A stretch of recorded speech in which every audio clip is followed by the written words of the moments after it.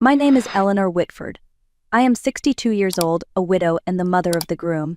I stood beneath crystal chandeliers and gold-trimmed drapery, watching guests raise glasses beneath cascading white roses and soft jazz. It was a wedding fit for royalty, a day my son Andrew had dreamed of, and a celebration I had paid for entirely. $300,000. 28 tables. A cake taller than a grown man. Every detail sparkled with perfection. Until the moment the microphone changed everything. Andrew's bride, Madeline Cooper, lifted her champagne flute, her diamond bracelet catching the light like a blade. With a bright laugh and too much confidence, she gestured toward me and said the sentence that cut through music like shattered ice. "Here is the old fat pig we all have to tolerate." Laughter rose at her table, not polite, not uncomfortable, loud, full, entertained, as though humiliating me was part of the festivities. I stood in my emerald dress, posture straight, expression calm. The sting burned beneath my ribs, but humiliation did not break me. It awakened something ancient, collected, powerful. And then silence fell like glass hitting marble. Madeline's father, Gregory Cooper, froze mid-sip. Color drained from his face. His eyes widened with recognition and dread. "You are Eleanor Whitford," he stammered, "the new chief executive officer of Cooper Holdings." Chairs stopped moving. Voices stopped breathing. The laughter evaporated like mist. I smiled, just enough to be felt more than seen. "Yes, Gregory, I begin next week. Your board approved it without opposition." Madeline's confidence cracked. Her mother shifted nervously. The smirk faded from the bride's lips, replaced by something fragile. Awareness, fear, consequence. I did not defend myself. I did not raise my voice. Revenge does not shout, it waits. It sharpens. The wedding carried on, music swelling back through the hall, but the tone was different. Respect walked in where mockery once stood. Eyes that once mocked me now followed me with caution, curiosity, and something close to regret. They believed they were laughing at a powerless old woman. They had no idea they were laughing at the woman who owned their future. That was the moment everything began. 18 months before the wedding, long before I became the woman who stood unfazed beneath chandeliers and insults, I sat in my quiet living room on a rainy Tuesday evening when the phone rang. Andrew's voice was breathless, bright, overflowing with excitement. "Mom," she said yes. Madeline said yes. I closed the spreadsheet open on my laptop and let the moment settle warm inside me. My son was getting married. For 31 years I had been mother and father to him. I taught him to ride a bike, helped him memorize spelling lists, held him through fevers and heartbreaks. His voice like that, full of joy, could move mountains inside me. "Tell me everything," I said. He did. The candle at dinner, the ring that glittered like a promise he was determined to keep, the moment she cried and whispered forever. I listened, smiling into the curve of my wine glass. But excitement has shadows. They arrived later. A month passed before the second call came. Andrew cleared his throat the way he always did when he needed something expensive. "Mom, weddings are costly. Madeline has dreamed of something elegant like her sister's ceremony at the Beaumont." I asked gently, "How much help are you hoping for?" He hesitated. "Perhaps 200,000, maybe 3. Silence is often the most honest language in finance. I thought of every night shift I worked after his father died, every scholarship application we filled out together, every dream I wanted for him. And I said yes. Not because I was wealthy, not because I was obligated, but because love makes generosity feel like oxygen. You forget it can suffocate you if given without measure. That yes would be the seed of everything that followed. The joy, the betrayal, the awakening. But I could not see it then. On the morning of the wedding, Chicago's sunlight spilled across my balcony like gold poured from the sky. I stood before the mirror fastening a pearl clasp beneath my hair, the same necklace Andrew tugged playfully as a toddler. His father once traced those pearls with reverence before cancer took him at 43. I wore them for memory, not display. At the cathedral, I tied Andrew's bow tie the way I once tied his shoes.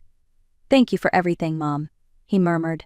His eyes flickered away, quick like guilt or nerves, but I chose joy. Mothers do. The ceremony was flawless. White roses, string quartet, Madeline floating down the aisle like winter silk. The applause sounded like thunder softened by love. I cried quietly behind a lace handkerchief. The reception hall sparkled brighter than memory. Staff glided between tables with champagne. Gold flatware gleamed beneath candlelight. I could taste pride like sugar beneath my ribs. I believed I had done something good. Something beautiful. Until the microphone clicked on. Madeline's laugh cut through the music like something sharp. "Here's the old fat pig we all have to tolerate." Her friends laughed. Her cousins laughed. Even Andrew did not speak. I stood still.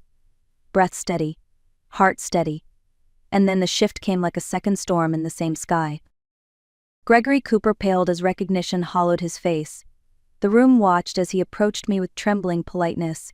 "Mrs. Whitford," he stuttered, "we did not know you were joining Cooper Holdings as chief executive." And there it was, the power they never imagined I carried. Madeline's smile cracked like porcelain dropped on tile. Her mother's posture straightened with sudden caution. Their laughter curled into silence, stiff and sour. I lifted my glass and simply said, "I look forward to our future collaboration." Not one word of anger, not one tear shed. But something inside me shifted permanently.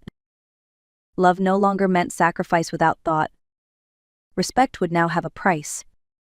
And for the first time I understood I was done being small so someone else could feel big. Monday morning arrived with the crisp bite of Chicago autumn. I woke before the sun, pulled my hair into a clean twist, and stepped into a charcoal suit that fit like authority. Pearls stayed in their box. Today required steel. At exactly 9 o'clock, I walked through the glass doors of Cooper Holdings headquarters. Staff paused mid-stride as if air thickened. No one expected the mother of the groom to enter like the woman who now owned the room. Yet that was precisely who I was. Gregory Cooper waited in the boardroom, posture rigid, eyes swollen with sleepless apology. "Mrs. Whitford, thank you for meeting with me." His voice wavered under the weight of uncertainty. I sat at the head of the table. "Let's clarify one thing before we begin." I opened a slim leather portfolio and placed documents before him. Stock transfers, voting rights, board approvals, dates signed quietly over 15 years of work and patience. The truth landed with the weight of marble. As of last Monday, I hold 51% controlling ownership of Cooper Holdings. Gregory's jaw slackened, his breath stumbled. He looked at the pages again as though numbers might show mercy if read twice. They did not. "Your board invited me here because they wanted growth, fresh leadership, strength." My voice remained even. "You mistook me for a wedding accessory." He swallowed hard. "What do you want?" The question tasted like surrender. "First, employee health benefits will be modernized, full coverage, mental health included. Retirement strengthened. Over 300 staff have built this company. They deserve more than scraps." He blinked. "That will cost millions." "It will cost less than losing good people. We move forward Thursday." Second, internal salaries tied to family name rather than contribution end immediately. Positions will reflect work, not bloodline. A muscle in his cheek twitched. "You would remove relatives?" "I would require them to earn their place." Silence stretched like tension wire. Outside the tall windows, traffic pulsed like a heartbeat far below us. The boardroom air felt still enough to crack. "And Andrew?" he asked finally. "Does your son join us?" "Yes, senior analyst, Wednesday start. He will work. He will grow. Marriage does not grant privilege here." Gregory stared at me, fragile between pride and fear, his empire balanced in the hands of the woman he had let his daughter humiliate. I rose from my seat, gathering the documents calmly. "Please tell Madeline I will expect a sincere apology, not for my pride but for her character. Accountability shapes people more than comfort ever will." I paused at the door, offered a final quiet truth.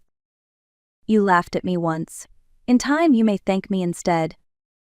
Then I walked out, heels steady against polished stone, done with being underestimated. Power tasted sharp at the edges, like a blade newly honed. But authority alone does not shield the heart. That lesson arrived on a quiet Wednesday evening when Andrew knocked on my door with unease written in every line of his shoulders. He sat at my dining table, hands clasped so tightly his knuckles blanched. "Mom, can we talk?" There are questions a mother recognizes before hearing them. Fear has a sound. Shame has one too. Andrew cleared his throat, eyes moving everywhere but to mine. The job offer from Cooper Holdings, the new salary, the fresh start, it all sounded like a beginning. Instead, it became the gateway to truth. He reached into his coat pocket and slid a manila envelope across the table. Inside were documents I did not want to see. Bank statements, loan agreements, credit card balances that read like falling dominoes. My signature stared back at me again and again. Except it was not my signature. My voice barely found itself. "Andrew, what am I looking at?" His answer arrived brittle and small. "I forged your name." The room shifted. My breath turned slow and cold. He continued, words spilling like confession under church light.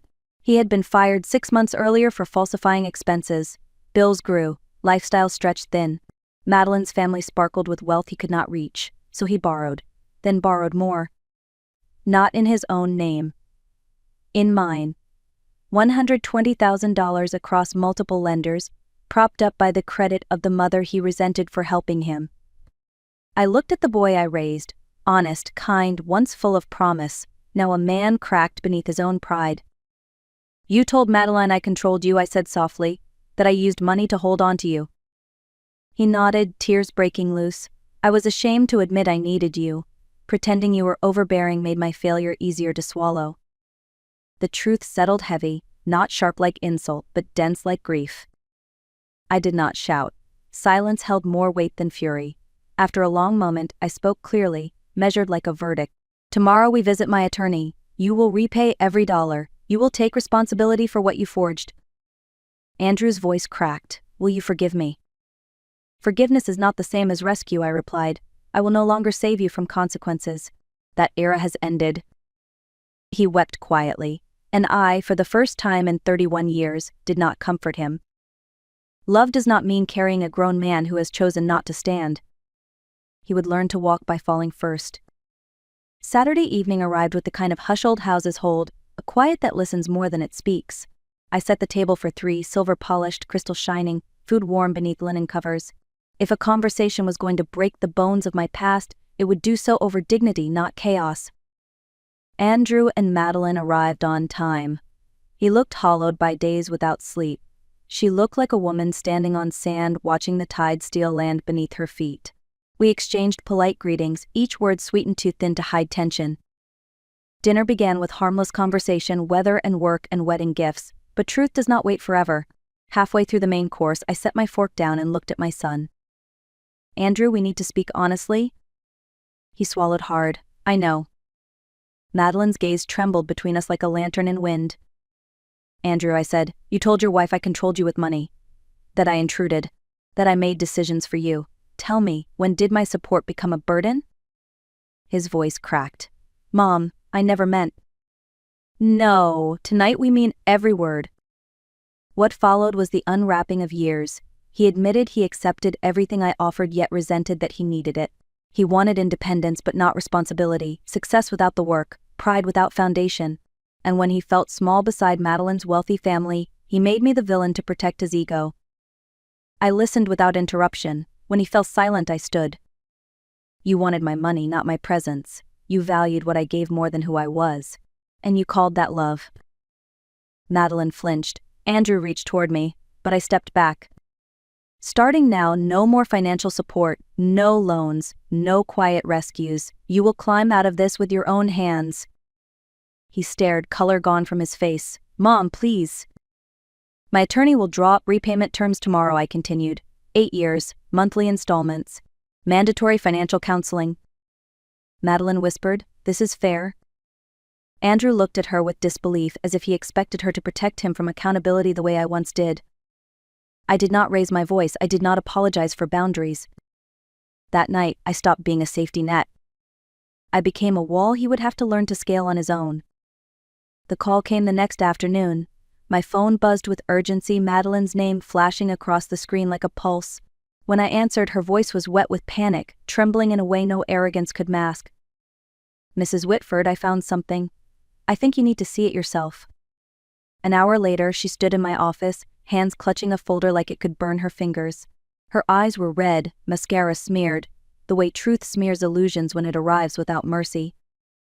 "I found loan papers in Andrew's desk," she whispered, "with your signature, only it doesn't match the one on the wedding checks."